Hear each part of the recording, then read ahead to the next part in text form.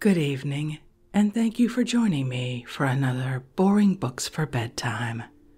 I hope tonight's selection provides all the boredom your busy brain needs to quiet down and let you get some sleep. Before we begin, I'd like to give a special shout out of thanks to some new members of our Patreon family. Superboo, Pat, Kate, Vivienne, Zach, Kim, Sue, and Rachel. Thank you all so much for supporting this podcast. By becoming members of Patreon, you help us cover the costs of recording, production, and distribution while keeping us ad-free and relaxed for everyone, and it's very much appreciated. If you're interested in supporting Boring Books for Bedtime and finding out more about the perks available to subscribers, including exclusive episodes heard nowhere else, you'll find a link to Patreon in the show description. You'll also find a link to buymeacoffee.com, where you can support us with a one-time tip, no subscription required. I hope you'll take a moment to check them out. Now, let's read and relax. Find a comfortable spot. Adjust your volume. Take a nice deep breath in. Let it out slowly. And off we go. Tonight we're relaxing with more from a classic work about manners. Etiquette in society, in business, in politics, and at home, by Emily Post, author of Purple and Fine Linen, Woven in the Tapestry, The Flight of a Moth, Letters of a Worldly Godmother, etc., etc. Illustrated with private photographs and facsimiles of social forms. Copyright 1922 by Funk and Wagnalls Company, New York and London. Let's pick up right where we left off in Chapter 5, On the Street and in Public. Let's begin. A gentleman offers his arm. To an old lady or to an invalid, a gentleman offers his arm if either of them wants his support. Otherwise, a lady no longer leans upon a gentleman in the daytime, unless to cross a very crowded thoroughfare, or to be helped over a rough piece of road, or under other impeding circumstances. In accompanying a lady anywhere at night, whether down the steps of a house, or from one building to another, or when walking a distance, a gentleman always offers his arm. The reason is that in her thin, high-heeled slippers, and when it is too dark to see her foothold clearly, she is likely to trip. Under any of these circumstances, when he proffers his assistance, he might say, "Don't you think you had better take my arm? You might trip." Or, "Wouldn't it be easier if you took my arm along here? The going is pretty bad." Otherwise, the only occasions on which a gentleman offers his arm to a lady are in taking her in at a formal dinner, or taking her in to supper at a ball, or when he is an usher at a wedding. Even in walking across a ballroom, except at a public ball in the Grand March, it is the present fashion for the younger generation to walk side by side, never arm in arm. This, however, is merely an instance where etiquette and the custom of the moment differ. Old-fashioned gentlemen still offer their arm, and it is and long will be in accordance with etiquette to do so. But etiquette does not permit a gentleman to take a lady's arm. In seeing a lady to her carriage or motor, it is quite correct for a gentleman to put his hand under her elbow to assist her, and in helping her out, he should alight first and offer her his hand. He should not hold a parasol over her head, unless momentarily while she searches in her wrist bag for something, or stops perhaps to put on or take off her glove, or do anything that occupies both hands. With an umbrella, the case is different, especially in a sudden and driving rain, when she is often very busily occupied in trying to hold good clothes out of the wet and a hat on as well. She may also, under these circumstances, take the gentleman's arm, if the going is thereby made any easier. A lady never on the left. The owner always sits on the right-hand side of the rear seat of a carriage or a motor that is driven by a coachman or a chauffeur.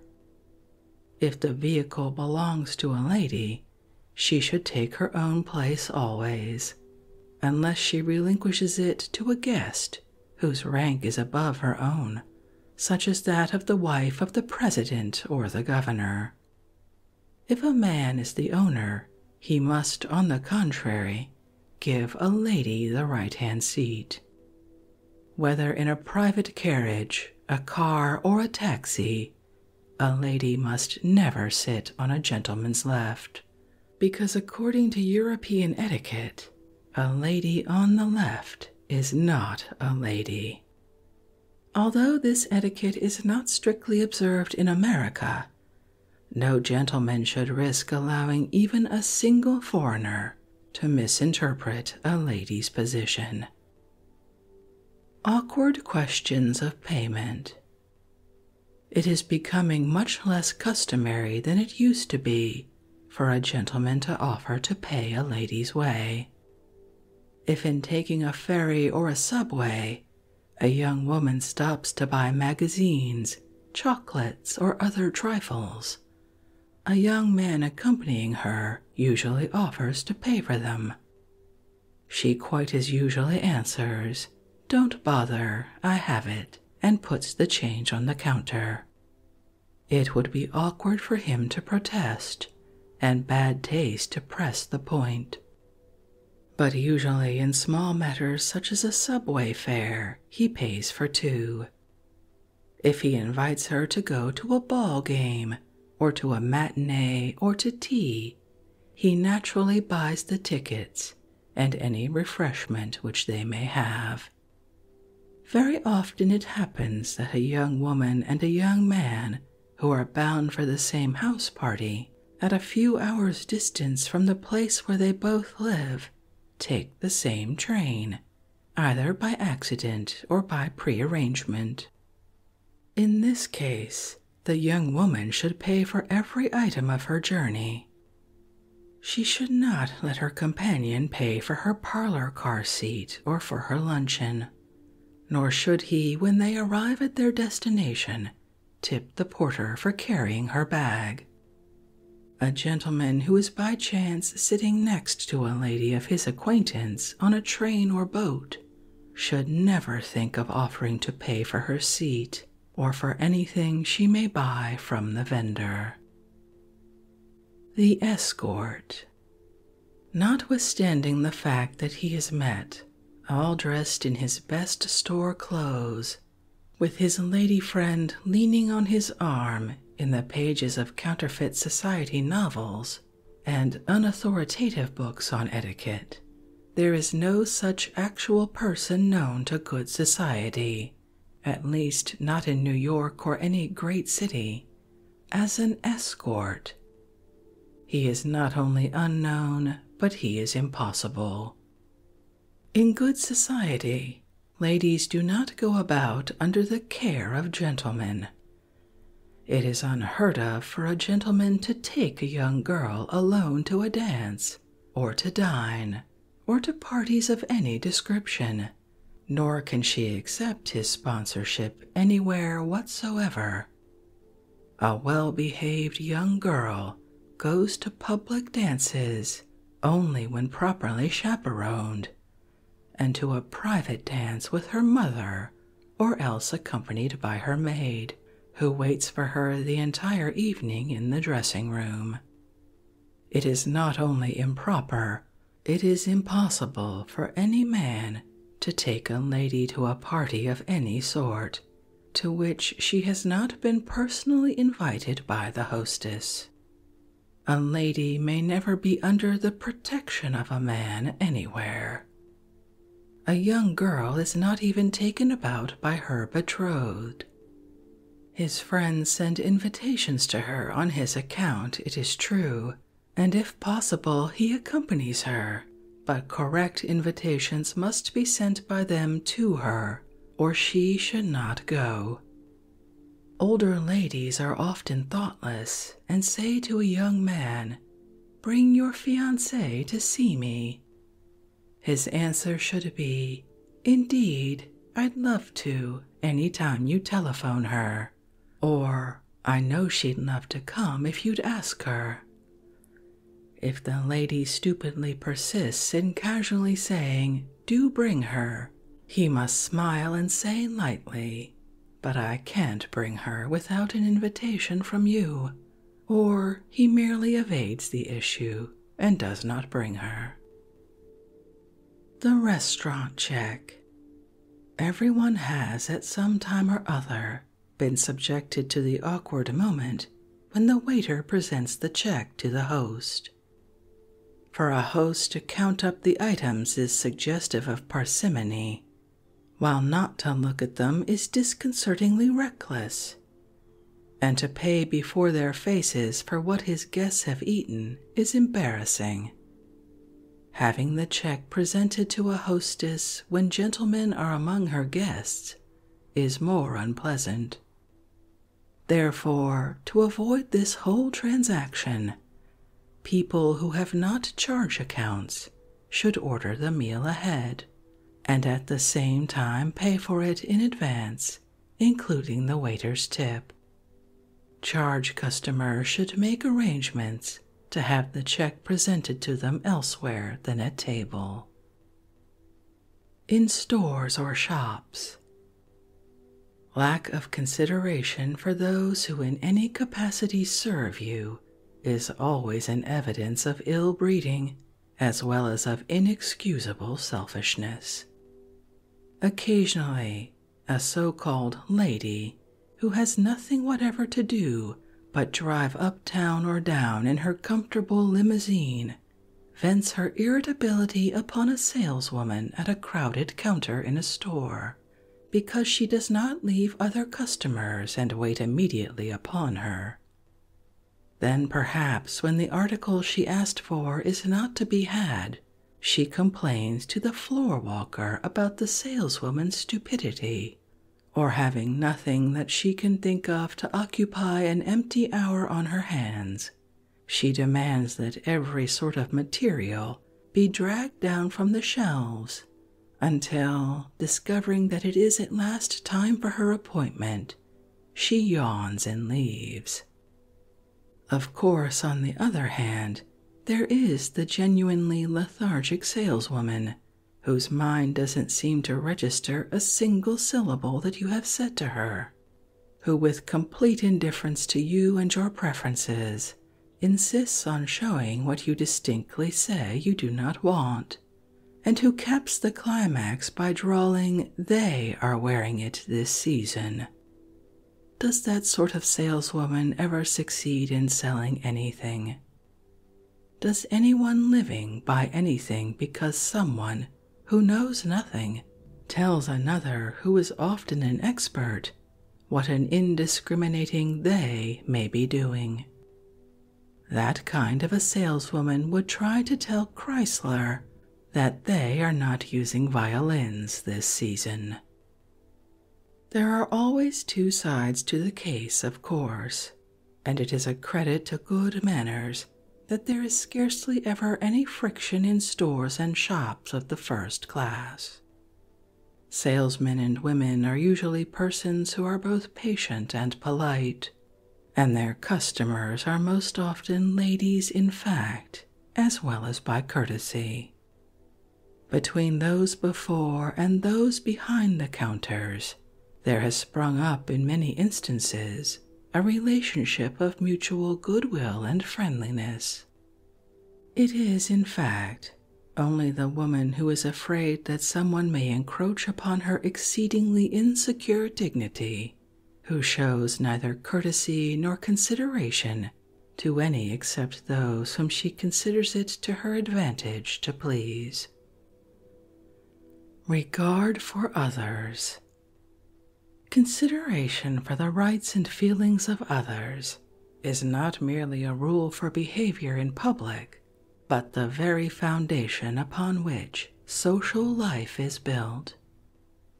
Rule of etiquette the first, which hundreds of others merely paraphrase, or explain or elaborate, is never do anything that is unpleasant to others.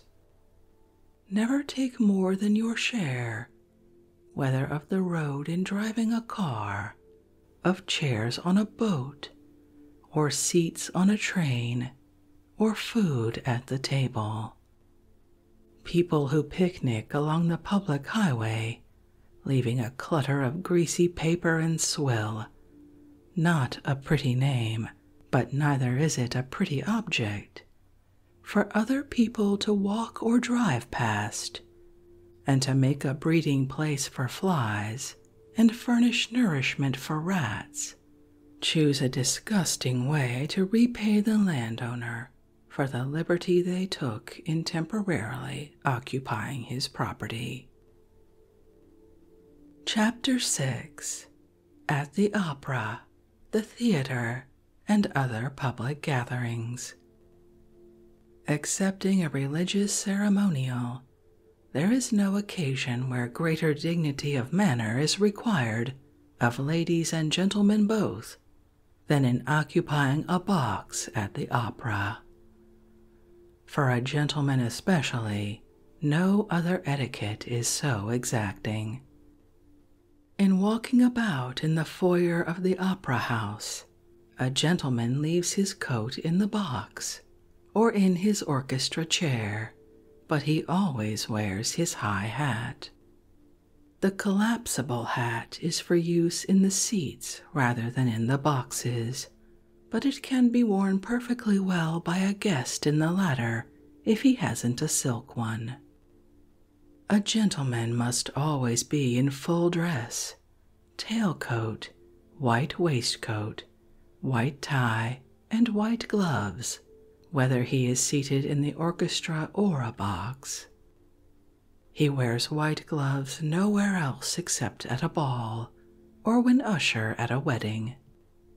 As people usually dine with their hostess before the opera, they arrive together. The gentlemen assist the ladies to lay off their wraps. One of the gentlemen, whichever is nearest, draws back the curtain dividing the anteroom from the box, and the ladies enter, followed by the gentlemen, the last of whom closes the curtain again. If there are two ladies besides the hostess, the latter places her most distinguished or older guest in the corner nearest the stage. The seat furthest from the stage is always her own. The older guest takes her seat first, then the hostess takes her place, whereupon the third lady goes forward in the center to the front of the box, and stands until one of the gentlemen places a chair for her between the other two. The chairs are arranged in 3 rows, of one on either side, with an aisle left between.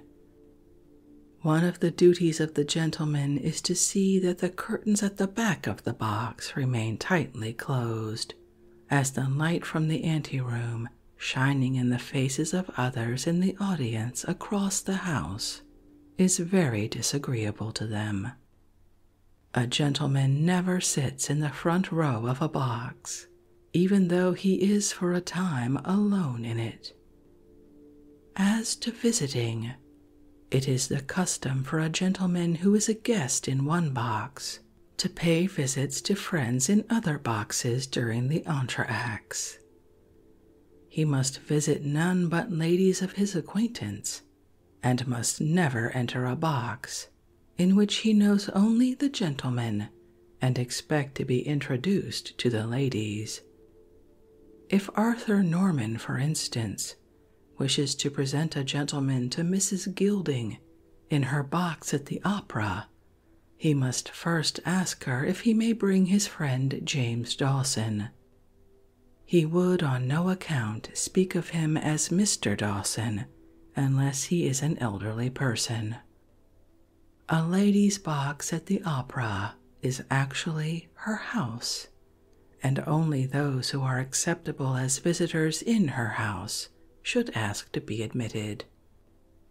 But it is quite correct for a gentleman to go into a stranger's box to speak to a lady who is a friend of his, just as he would go to see her if she were staying in a stranger's house. But he should not go into the box of one he does not know to speak to a lady with whom he has only a slight acquaintance, since visits are not paid quite so casually to ladies who are themselves visitors. Upon a gentleman's entering a box, it is obligatory for whoever is sitting behind the lady to whom the arriving gentleman's visit is addressed to relinquish his chair. Another point of etiquette is that a gentleman must never leave the ladies of his own box alone. Occasionally it happens that the gentlemen in Mrs. Gilding's box, for instance, have all relinquished their places to visitors, and have themselves gone to Mrs. Worldly's, or Mrs. Jones, or Mrs. Town's boxes. Mrs. Gilding's guests must, from the vantage point of the Worldly, Jones, or Town boxes, keep a watchful eye on their hostess, and instantly return to her support when they see her visitors about to leave, even though the ladies whom they are momentarily visiting be left to themselves. It is of course the duty of the other gentlemen who came to the opera with Mrs. Worldly, Mrs. Jones, or Mrs. Town to hurry to them. A gentleman must never stay in any box that he does not belong in after the lowering of the lights for the curtain, nor, in spite of cartoons to the contrary, does good taste permit conversation during the performance or during the overture. Box holders arriving late or leaving before the final curtain do so as quietly as possible, and always without speaking. A brilliant opera night. A brilliant opera night, which one often hears spoken of, meaning merely that all the boxes are occupied and that the ladies are more elaborately dressed than usual, is generally a night when a leader of fashion, such as Mrs. Worldly, Mrs. Gilding, or Mrs. Toplofty, is giving a ball, and most of the holders of the parterre boxes are in ball dresses, with an unusual display of jewels, or a house will be particularly brilliant if a very great singer is appearing in a new role, or if a personage be present, as when Marshal Joffre went to the Metropolitan. After the performance, one gentleman at least must wait in the carriage lobby until all the ladies in his party have driven away. Never under any circumstances may the last gentleman leave a lady standing alone on the sidewalk. It is the duty of the hostess to take all unattended ladies home who have not a private conveyance of their own, but the obligation does not extend to married couples or odd men. But if a married lady or widow has ordered her own car to come for her, the odd gentleman waits with her until it appears. It is then considerate for her to offer him a lift, but it is equally proper for her to thank him for waiting and drive off alone. At the theater. New Yorkers of highest fashion almost never occupy a box at the theater. At the opera, the world of fashion is to be seen in the parterre boxes, not the first tier, and in boxes at some of the horse shows, and at many public charity balls and entertainments. But those in boxes at the theater are usually strangers or outsiders. No one can dispute that the best theater seats are those in the center of the orchestra. A box in these days of hatlessness has nothing to recommend it, except that the people can sit in a group and gentlemen can go out between the acts easily. But these advantages hardly make up for the disadvantage to 4 or at least 3 out of the 6 box occupants, who see scarcely a slice of the stage. Will you dine and go to the play? There is no more popular or agreeable way of entertaining people than to ask them to dine and go to the play. The majority do not even prefer to have opera substituted for play, because those who care for serious music are a minority compared with those who like the theater. If a bachelor gives a small theater party, he usually takes his guests to dine at the Fitzcherry or some other fashionable and amusing restaurant. But a married couple living in their own house are more likely to dine at home, unless they belong to a type prevalent in New York, which is restaurant mad. The Gildings, in spite of the fact that their own chef is the best there is, are much more apt to dine in a restaurant before going to a play, or if they don't dine in a restaurant, they go to one for supper afterwards. But the Normans, if they ask people to dine and go to the theater, invariably dine at home. A theater party can of course be of any size, but 6 or 8 is the usual number, and the invitations are telephoned. Will Mr. and Mrs. Lovejoy dine with Mr. and Mrs. Norman at 7:30 on Tuesday and go to the play? Or will Mr. and Mrs. Oldname dine with Mr. Clubwindow on Saturday at the Trois d'Or and go to the play? When Mr. and Mrs. Oldname accept with pleasure, a second message is given. Dinner will be at 7:30. Mrs. Norman's guests go to her house. Mr. Doe's guests meet him in the foyer of the Trois d'Or, but the guests at both dinners are taken to the theater by their host. If a dinner is given by a hostess who has no car of her own, a guest will sometimes ask, "Don't you want me to have the car come back for us?" The hostess can either say to an intimate friend, "Why, yes, thank you very much," or to a more formal acquaintance, "No, thank you just the same. I have ordered taxis." Or she can accept. There is no rule beyond her own feelings in the matter. Mr. Doe takes his guests to the theater in taxis. The Normans, if only the Lovejoys are dining with them, go in Mrs. Norman's little town car. But if there are to be 6 or 8, the ladies go in her car and the gentlemen follow in a taxi, unless Mrs. Worldly or Mrs. Gilding are in the party and order their cars back. Tickets bought in advance. Before inviting anyone to go to a particular play, a hostess must be sure that good tickets are to be had. She should also try to get seats for a play that is new. since it is dull to take people to something they have already seen. This is not difficult in cities where new plays come to town every week, but in New York, where the same ones run for a year or more, it is often a choice between an old good one or a new one that is poor. If intimate friends are coming, a hostess usually asks them what they want to see and tries to get tickets accordingly. It is really unnecessary to add that one must never ask people to go to a place of public amusement and then stand in line to get seats at the time of the performance. Going down the aisle of a theater. The host or whichever gentleman has the tickets.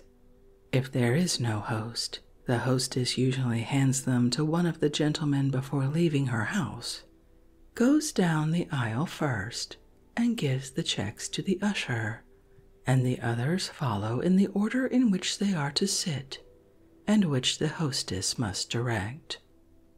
It is necessary that each knows who follows whom, particularly if a theater party arrives after the curtain has gone up.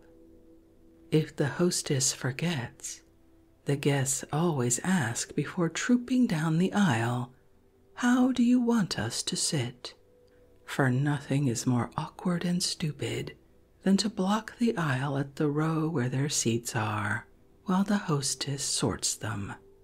And worse yet, in her effort to be polite, sends the ladies to their seats first, and then lets the gentlemen stumble across them to their own places.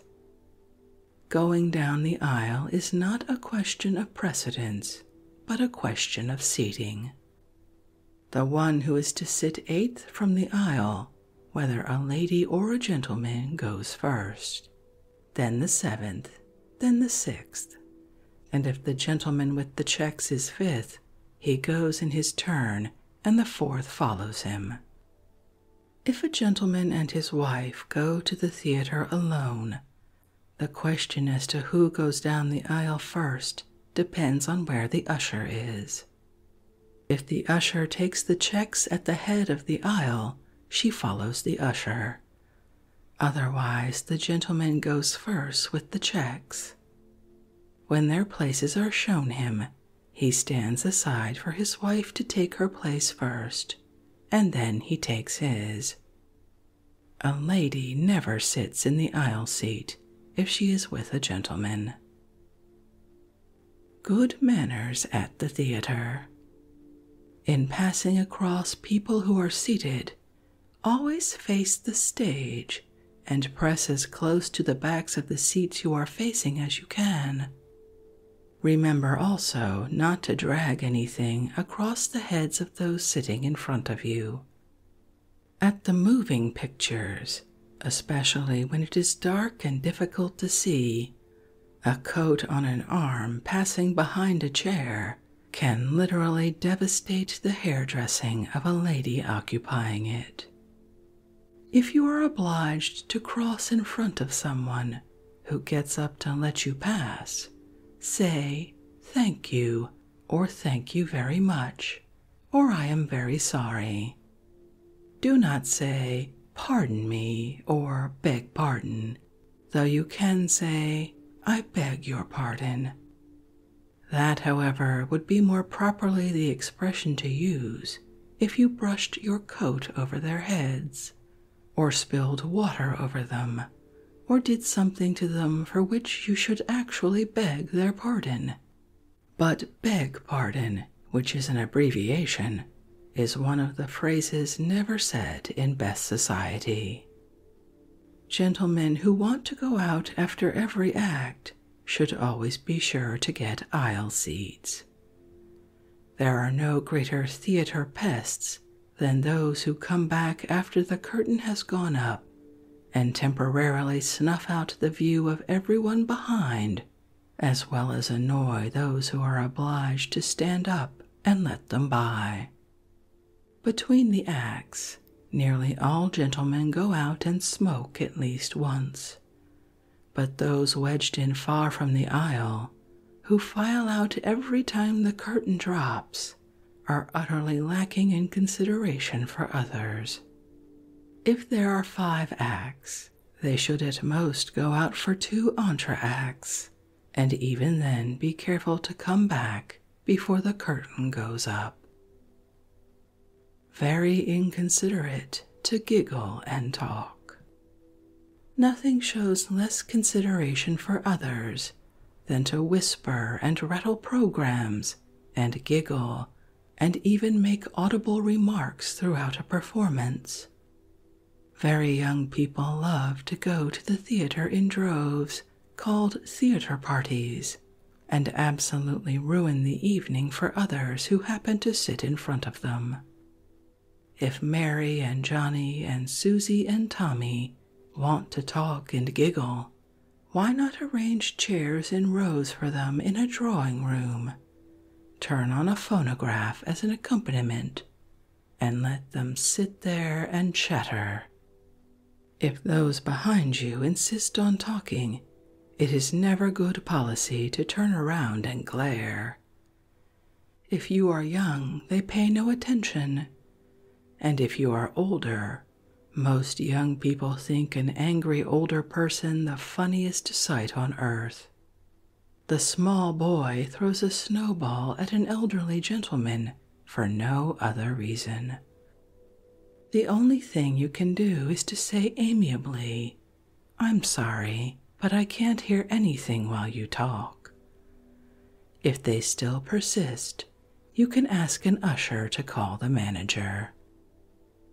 The sentimental may as well realize that every word said above a whisper is easily heard by those sitting directly in front, and those who tell family or other private affairs might do well to remember this also.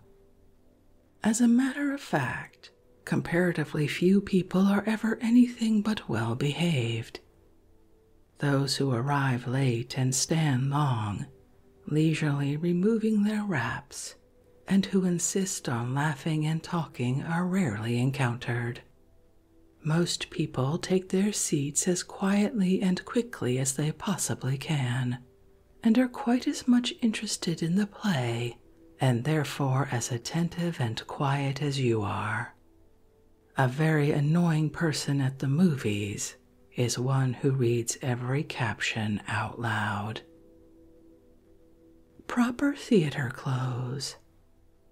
At the evening performance in New York, a lady wears a dinner dress, a gentleman a dinner coat, often called a tuxedo.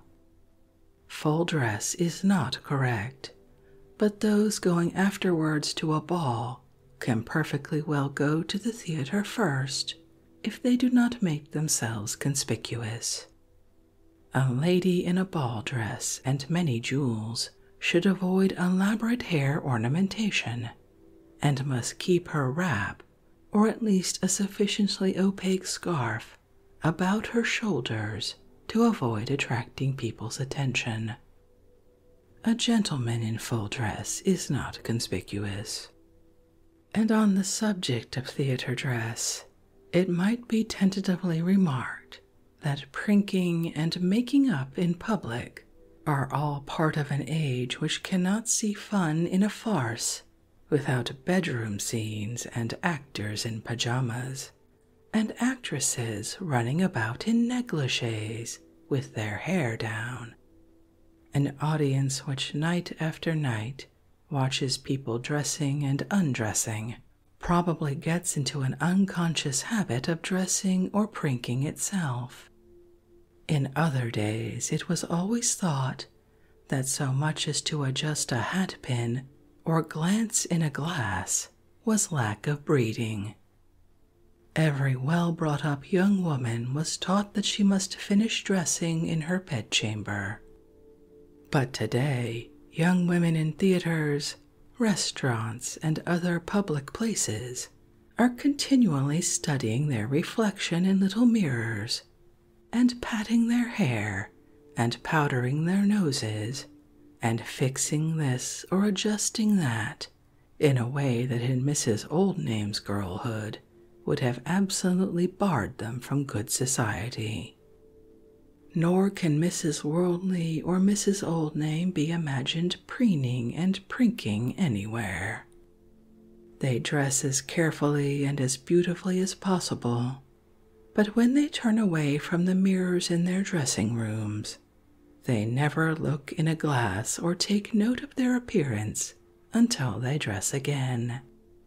And it must be granted that Lucy Gilding, Constance Style, Celia Lovejoy, Mary Smartlington, and the other well-bred members of the younger set do not put finishing touches on their faces in public as yet.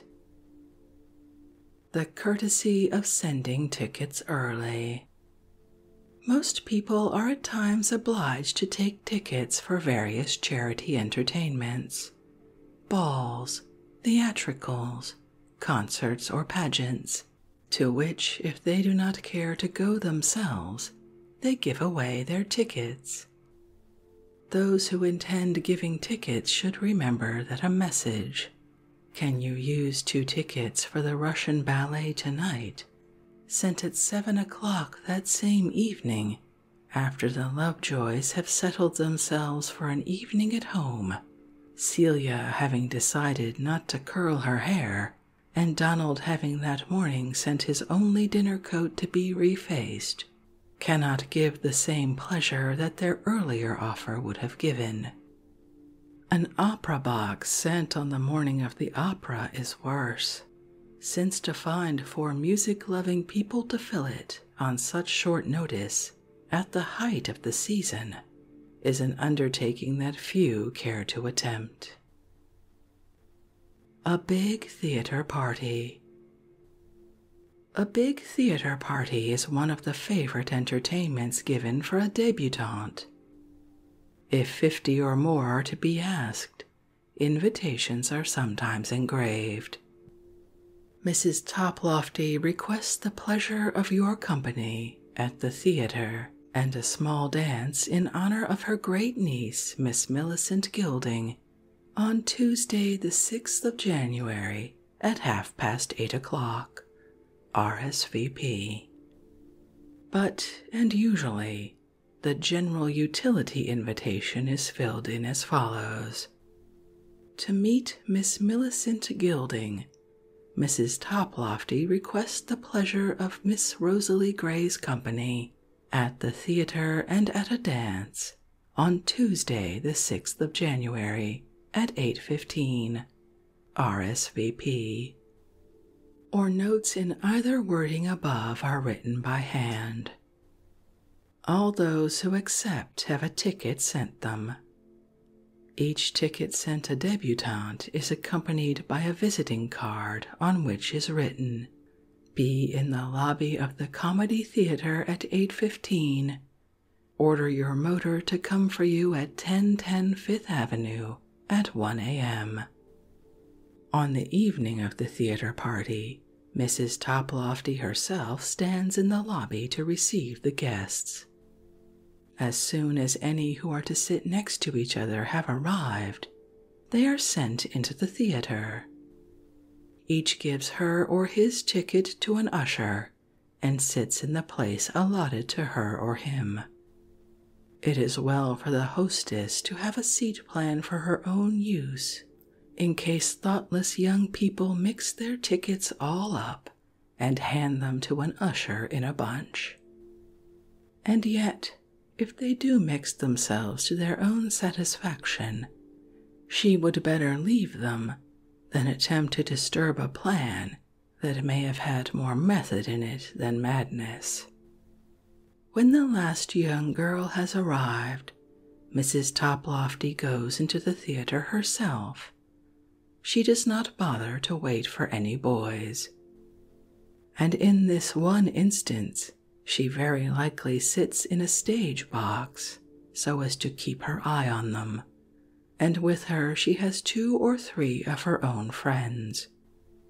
After the theater, big motor buses drive them all either to the house of the hostess or to a hotel for supper and to dance. If they go to a hotel, a small ballroom must be engaged, and the dance is a private one. It would be considered out of place to take a lot of very young people to a public cabaret. Carelessly chaperoned young girls are sometimes, it is true, seen in very questionable places, because some of the so-called dancing restaurants are perfectly fit and proper for them to go to. Many other places, however, are not, and for the sake of general appearances, it is safer to make it a rule that no very young girl should go anywhere after the theater, except to a private house or a private dance or ball. Older people, on the other hand, very often go for a supper to one of the cabarets, for which New York is famous or infamous, or perhaps go to watch a vaudeville performance at midnight, or dance, or do both together. Others, if they are among the great majority of quiet people, go home after the theater, especially if they have dined with their hostess or host before the play. Don't be late. When you are dining before going to the opera or theater, you must arrive on the stroke of the hour for which you are asked. It is one occasion when it is inexcusable to be late. In accepting an invitation for lunch or dinner, after which you are going to a game or any sort of performance, you must not be late. Nothing is more unfair to others who are keen about whatever it is you are going to see than to make them miss the beginning of a performance through your thoughtless selfishness.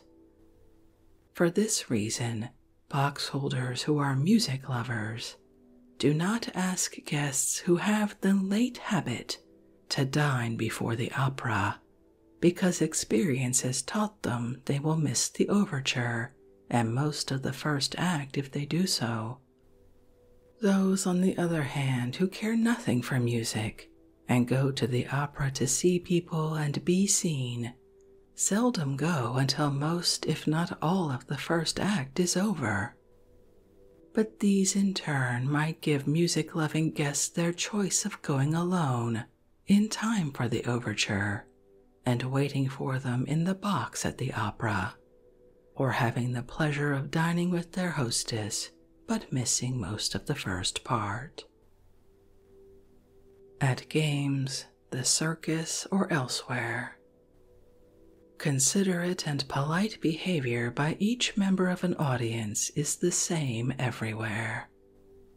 At outdoor games or at the circus, it is not necessary to stop talking. In fact, a good deal of noise is not out of the way in rooting at a match, and a circus band does not demand silence in order to appreciate its cheerful blare. One very great annoyance in open-air gatherings is cigar smoke when blown directly in one's face, or worse yet, the smoke from a smoldering cigar. It is almost worthy of a study in air currents to discover why, with plenty of space all around, a tiny column of smoke will make straight for the nostrils of the very one most nauseated by it. The only other annoyance met with at ball games or parades, or wherever people occupy seats on the grandstand, is when some few in front get excited and insist on standing up. If those in front stand, those behind naturally have to. Generally, people call out, "Down in front." If they won't stay down, then all those behind have to stay up. Also, umbrellas and parasols entirely blot out the view of those behind.